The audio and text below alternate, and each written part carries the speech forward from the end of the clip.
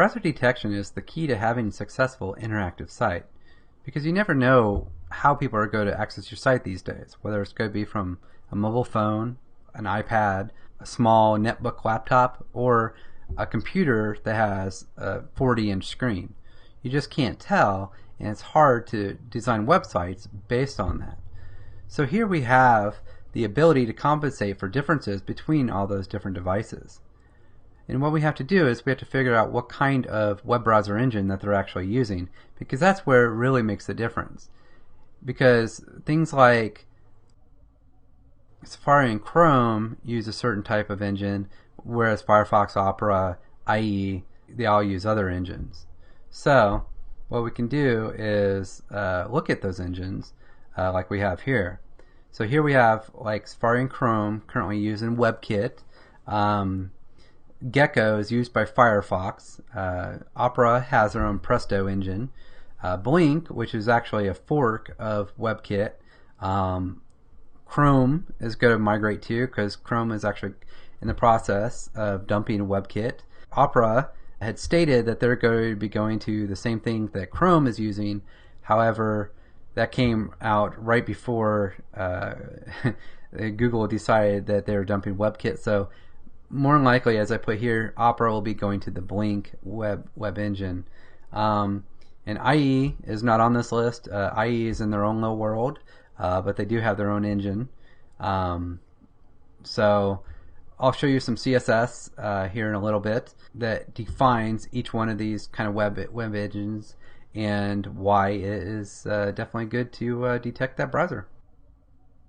One of the most important things in browser detection, besides actually detecting the browser, is the CSS and styling of the site, because sometimes we have to hop through different hoops depending on what browser is displaying to us to make the end user have the same experience as somebody else with a different browser. One of the biggest things is that the most noticeable differences is the CSS. So what we have to do is we have to compensate for multiple browser types by way of CSS. Here's an example. Here we have background color of just our paragraph tag that we want to set to a grade blue. And the first one I have is background color, set it to the HTML color for blue, for blue, that for that matter. Then we have a background image that is targeting the WebKit gradient, and it's going to do a fade from a lighter blue to a softer blue. Well, that deals with the WebKit just fine, but I need to add another part in case the gradient doesn't work. So here's the linear gradient, again for the WebKit, if the other one doesn't work. And then, well, that handles Chrome and Safari, but Mozilla, IE, and others don't know how to use WebKit because they're not WebKit engine browsers. So for Mozilla, here's the linear gradient to work for Firefox to make it happy. But again, we still don't have Opera or Microsoft taken care of here. So for Microsoft, here's the Microsoft background image gradient that we have to do for that. And next, here's Opera's for their background gradient. And for anybody else that doesn't get caught yet already, here's a linear gradient, and we just cross our fingers that they can interpret that, or one of the other engines that we have there.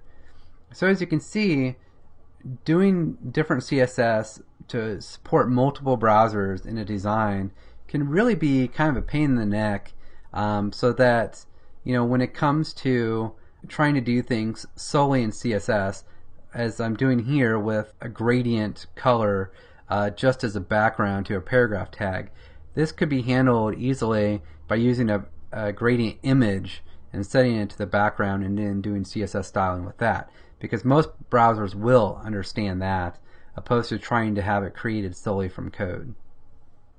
When designing your MVC4 web application, you have to keep in mind mobile phones and tablets. Basically, the experience needs to be different for mobile phone and tablets. And again, like mentioned before, we really don't know what the future is going to hold with the size of phones and the tablets and how they operate. Now you can go ahead and create different versions of your web application, perhaps in specific models. Like you can go program in iOS, you can program in Android, you can program in Windows phones, and control each experience based on all that programming. But that's pretty redundant.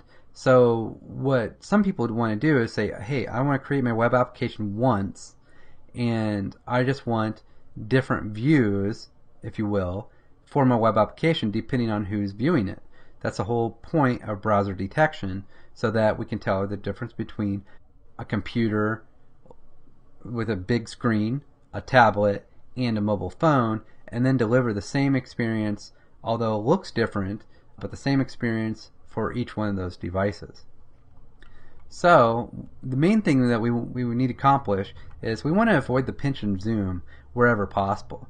Nothing's more annoying than being on a mobile phone where you're just trying to search through information and you have the full-blown website sitting on your phone. Now granted, we can turn it landscape and get a little bit better experience, but yet it's not the true watered-down version that we need for phones for quick access to information, because essentially you just want to get the text information. You're not really looking on your phone for the images that are on a website, although you can still get them, but that's not your main purpose. Your main purpose is to get the information. So this is a great cause for having a responsive framework on there where it can do a lot of the dirty work for you out of the box. Although with mobile, you can still need or still want to create the individual mobile pages for specifically mobile phones. The responsive framework does a great job getting down to mobile, but sometimes you just need to tweak the experience just a little bit more. So here we want to use like the jQuery mobile.mvc. It's a specific library written for MVC4 with jQuery mobile. And also, like I mentioned before, we want to use our .mobile CHHTML views so that we can deliver a truly unique experience for our mobile phone users. The guys with the tablets and the full-fledged computers, the responsive framework should take care of them just fine, and they won't need to deal with mobile phone views. When you're testing your web application in Visual Studio 2012, besides having the standard browsers like Chrome, Opera, Firefox, and the other browsers like Safari, it would help having emulators of the actual phone devices and tablets at your fingertips to be able to debug out of those as well.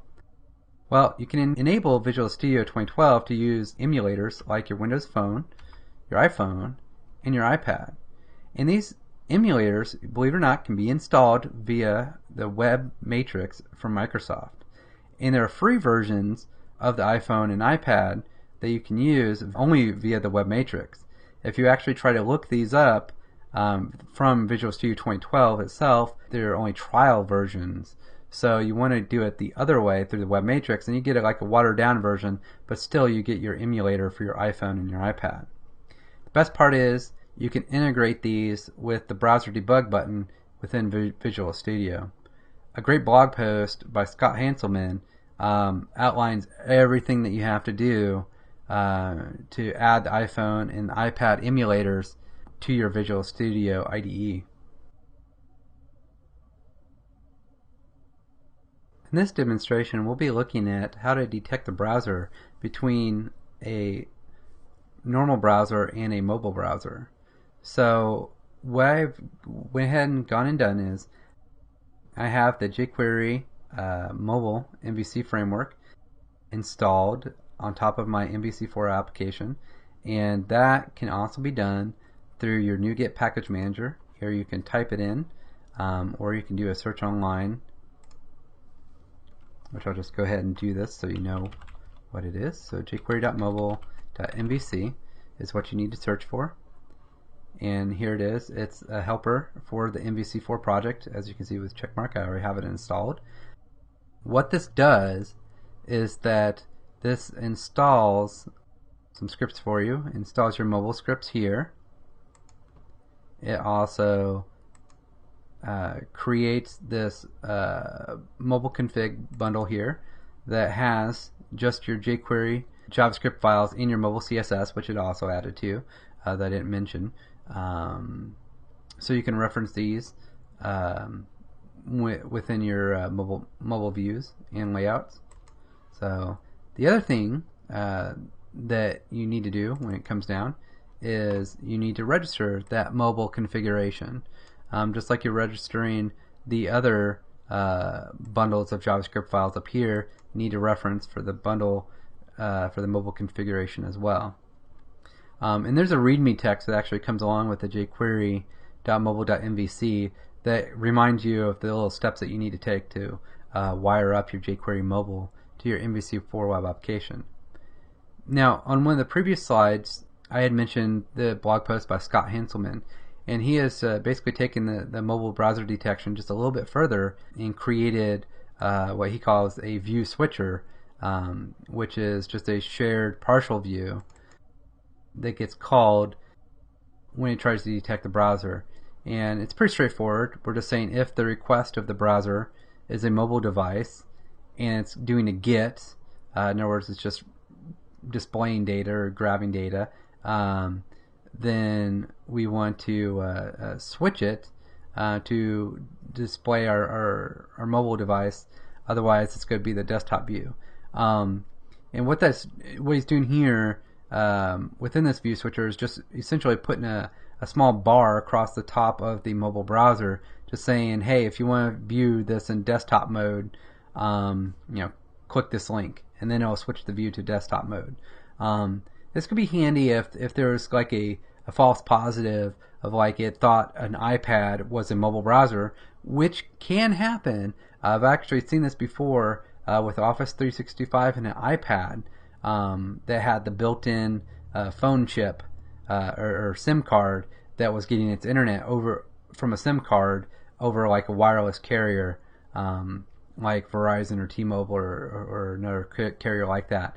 And Office 365, the Outlook web version, thought it was a mobile device, which I guess it kind of is in a sense, even though it's not a phone, and gave it the mobile view.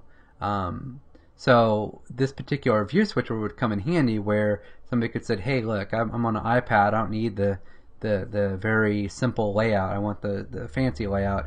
And they could click the link and then they get the full-blown website from there. So that's what this view switcher is doing that Scott had created.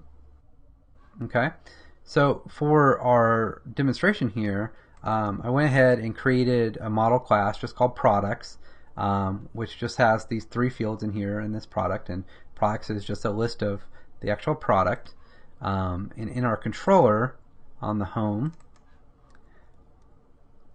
I have the index, which is just going to wire up a model for our products, which is down here. I'm just adding three little products in our method here.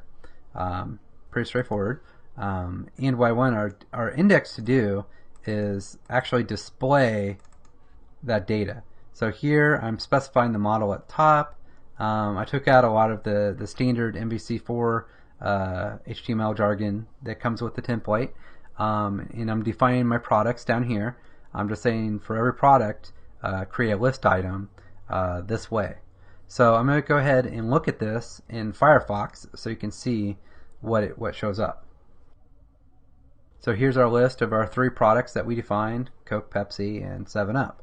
Pretty straightforward. Almost everybody's done this, so nothing new here. I'll just go ahead and close this page. Now let's say I want to view this in an iPhone. Well, if you follow the blog that Scott has created about how to add iPhone and iPad emulators to Visual Studio, you can do this. So here I'm going to select my iPhone emulator as debug and go ahead and run this here. So this is going to run this same set of code, but it's going to show me the mobile view of it. So here we have the mobile view. Here's my Coke, Pepsi, and 7-Up. Notice it doesn't look like the traditional website now. Now it actually looks like it's made for the mobile phone. And here's the top bar. Pardon me, that's the thing there, where it says display mobile view, and here's a hyperlink to click the desktop view if you'd like, and that is the view switcher, which will switch it over to the desktop view on the iPhone if you want to do that. So I'm going to go ahead and close this and show you how the mobile was able to execute the same code but display it differently. So here we have our main index view that we have. let's look at what the mobile one looks like. And I'm going to put these side by side. And I'm going to close our Solution Explorer so we can see this. So for the most part, the code is pretty much the same as far as the list goes. One's an order list, one's not an order list. I mean, that's that's potato right there. But what we have here in the list definition is we have a couple extra jQuery mobile attributes added to our unordered list. Basically say, hey, look, we want to style this differently.